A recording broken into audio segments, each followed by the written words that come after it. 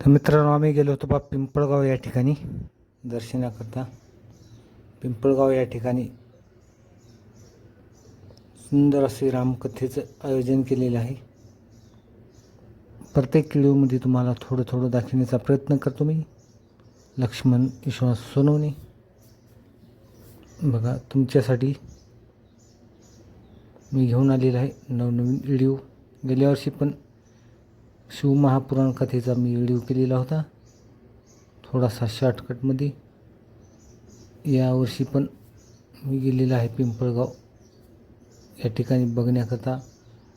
Home आव्हान आहे या पिंपळगाव ठिकाणी 108 कुंडाचा, आणि मंदिराचा हा परिसर तुम्हाला या पहिल्या व्हिडिओमध्ये दाखवत आहे.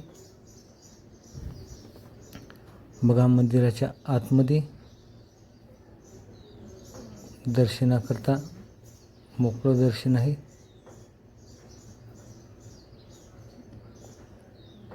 हे दत्त गुरुचे दर्शन आहे.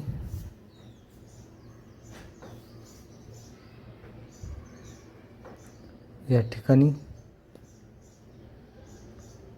दर्शन घेऊन पुढे जात आहे. बघा, दत्तात्रेयाची मूर्ती अतिशय सुंदर छान मूर्ती आहे.